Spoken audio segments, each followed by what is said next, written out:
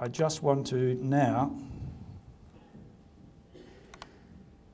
try and demonstrate to you an example of, from my own experience, of this histology template.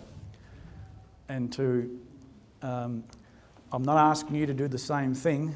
I'm just using this as an example to show you what you can do to enable your students to do a lot of learning independently, self-directed. And as I said before, with this particular template, when you look at these topics, it could be anything that is image intensive. Pathology, for instance.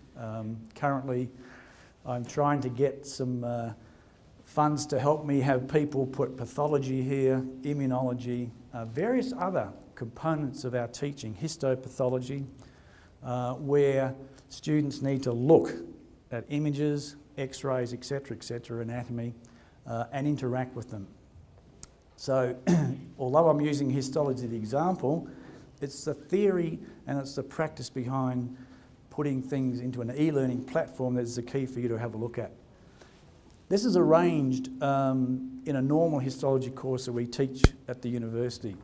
It's usually a 2-semester course. In the first semester of about 10 to 13 weeks, we do what we call the basic tissues up to the nerve and ganglia, and then we do the organ systems in the latter part of their course. And each week they have these topics. What a student would do normally is that they would, if they were doing, say, a topic on skin, they would click on the word skin there and immediately a HTML document, text, is loaded that is typical textbook information about skin. It could be anything. It could be anatomy, microbiology, whatever. Students would read through this and understand, as they would in a textbook, about skin. When the university starts again in March next year, there'll be 2 links here that a student goes to.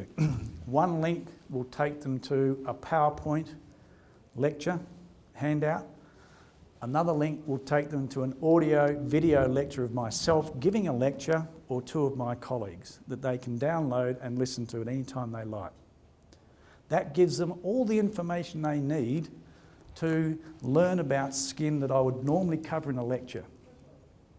And that is why next year my students won't attend lectures to get this traditional information.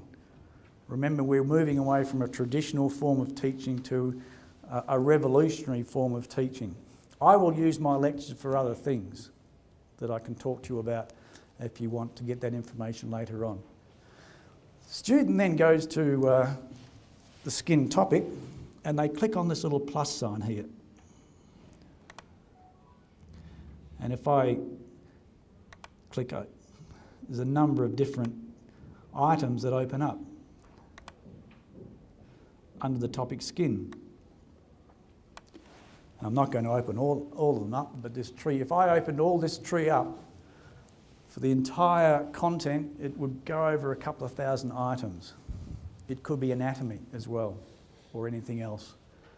And what a student would do is they might say, well, gee, I have to understand the structure of skin. Normally my students would go to a lab, a 2-hour or 3-hour lab. They would have a slide box, they would have a lab manual, and I would have, a few years ago, got up and given a pre-lab, projected images of these slides onto TV screens or onto a big projector, and I would go through and explain exactly what they have to do when they look at this slide of skin, where to go to find these features. A typical histology lab. Nowadays, students don't do that. They do it themselves. For instance, if they were looking at the epidermis of thick skin, they'd click on that and 2 things happen.